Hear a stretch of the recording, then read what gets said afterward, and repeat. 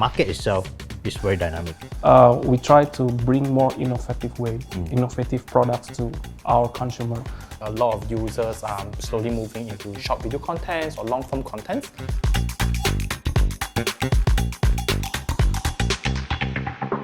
Hi everyone, welcome to our very first episode today. This is the first time BytePlus is doing this. So today we want to set up this panel discussion to talk about the future of e-commerce and digital transformation.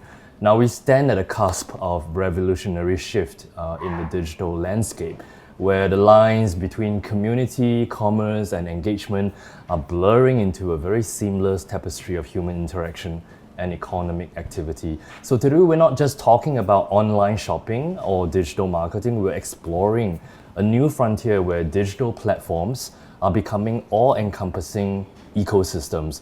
And these ecosystems are not just transactional spaces, right? They're vibrant communities where like-minded individuals connect, interact, and then engage in commerce in ways we've never seen before. So as we navigate this new exciting terrain, we're also witnessing the dawn of what some people are calling community economy. And it's like a paradigm shift where the value of a platform is not just in its ability to facilitate transactions, but in its power to foster genuine connections and build tribes of passionate, engaged users. So in this landscape, Tokopedia stands at the forefront of innovation. From its roots as an online marketplace, it has evolved into a dynamic hub of live commerce, cutting-edge technology, and community engagement. So through its journey, Tokopedia has not just adapted to change, it has also been a driving force behind it.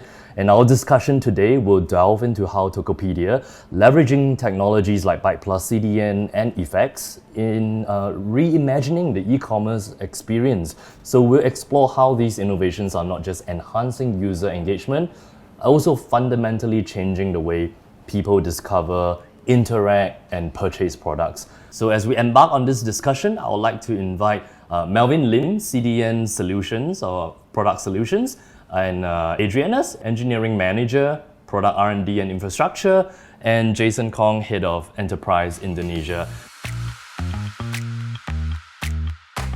I think right now, as you can see, many years ago, 5-10 years, that's where traditional e-commerce come in, right? Where everybody was just browsing, come to the website, looking at the product that they want, right? And then they'll just look for it, searching for it. It's more search-driven behavior. Yes. But as you can see, because in the digital transformation where we slowly move to social commerce, that's where you can see a lot of users slowly moving into short video contents or long-form contents, right? Rather than just static content. As you can see, there's a fundamental shift. It started from in China beginning, and then slowly you see that in South Asia, Indonesia is being one of the more prominent markets because of the population and also the user interaction. That's where they like social commerce, how to interact with people from short video.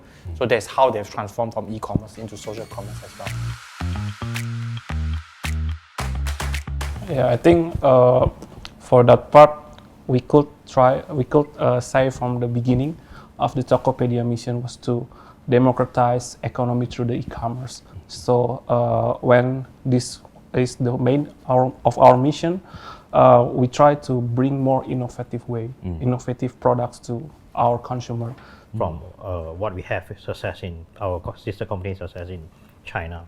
So then on BytePlus perspective, from my end, is basically we cater to build a scalability platform and performance capability for them to be success as well. So we go integrated to provide them a platform they can scale at the last. So whatever the innovation right now to more engaging short video, and then it go into potentially the AR pickup rate and so on, it require more capacity, bandwidth, and so on. That's where we come from, right? Yes. And of course, there's innovation that we have beside that is that what we learn from our sister company success, how they build the infrastructure.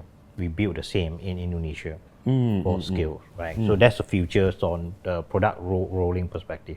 But for the market itself, it's very dynamic, right? As I say, there's AR is potential, right? But right now, AR, we're talking about VR to AR. VR stage right now, you're talking about entry level, is still on the high side. It will take some time before it go into a sector that it can be picked up.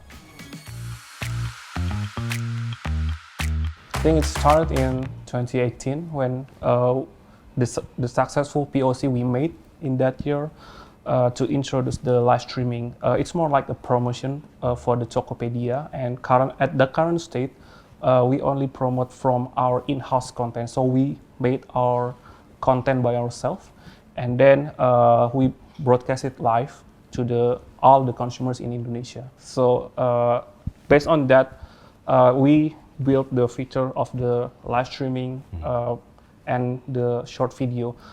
It's more like the peoples in Indonesia.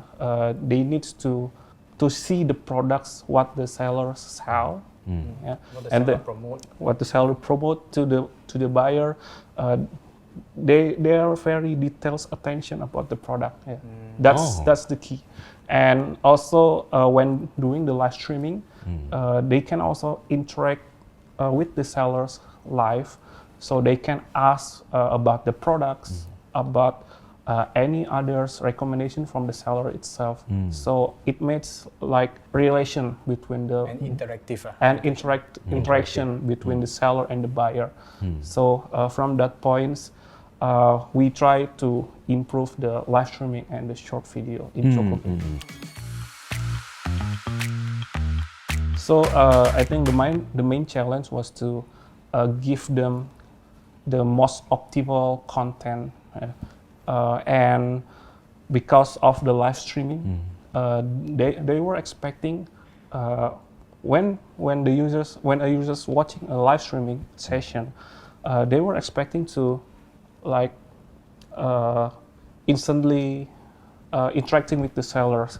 So like the big companies of live streaming, like in gaming industry and also in e-commerce, this interactivity must be achieved in very low latency. So that's the main challenge. So we play around in the video transcoding part and the live stream transcoding part to deliver the assets in real-time manner. So that's what's the user's expectation for the live streaming. Because if we deliver it like a minute later or even like 5 seconds later, the interactivity there most likely won't be happen, because when the seller says, let's say the seller says something in zero, and users at that point ask something in the chat and the sellers didn't respond, the buyer is gone.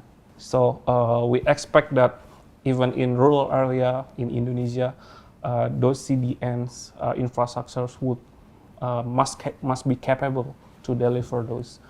Even though we try to optimize it from the video encoding, but CDN here is playing crucial part in delivering those contents to the users. With the technology that BytePlus deliver, right? In fact, we have a very, very strong network across Indonesia.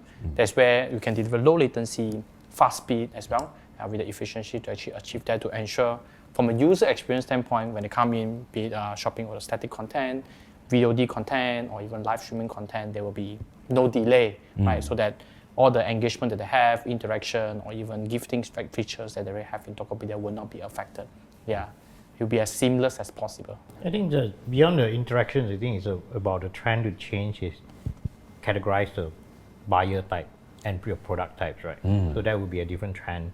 Then eventually that you gotta look into live streaming that targeted high-profile customers on advanced technology products.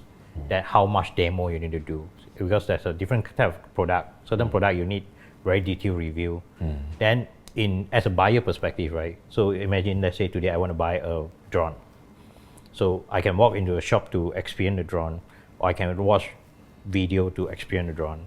But live streaming, it becomes interactive, that it can be very targeted, that what kind of thing that I look at on the buying cycle, right? So that can be a trend or change on how they do live streaming or introduce a product or selling a product. But that become a quality and quantity perspective, right? Different kind of channel, different kind of strategy. And then of course there's a next stage, whether how they want to materialize the AR into a more crazy buying experience. For Indonesia, I can see that the buying behavior and not even buying behavior, I think from a community perspective, right? Indonesian are people that really like to be engaged with community. So when we engage with community, they are very liking when they see a lot of short form video, a lot of content being shared by the community, and a lot of influencer and a lot of, I would say, fans started from there, right? With this, I think the model and their interest, right, slowly actually evolve. Then people say, oh, I can start to actually go into influencer, right? Where they can do in social commerce, they can represent product. That's where they rely on the Tokopedia local brand, right? They can actually leverage that relationship to actually see how can they also promote that through live streaming, right? That is why I think the unique here is that the acceptance rate for live streaming is way higher for Indonesia comparatively with other countries in Southeast Asia. In fact, if you look at today, I think even I think from the education perspective, from the community, from a student, from the Gen Z, right, they are really into promoting themselves and they are more verbal, right, sharing. Yes. Yeah. So that is the difference that we observe. The unique aspect that is why live commerce seems to be more successful in Indonesia itself. So as we come to a close for this discussion, right, I want to just recap what we have talked about. So we've talked about laying very important infrastructure of CDN, enabling users across Indonesia for great content delivery. We talked about how effects are also changing the way people interacting with the products and how sellers are being empowered and enabled by Tokopedia. So coming to this, to the end, maybe we can talk about some lessons that we can apply to other e-commerce startups, people, beginners entering into this market. What can they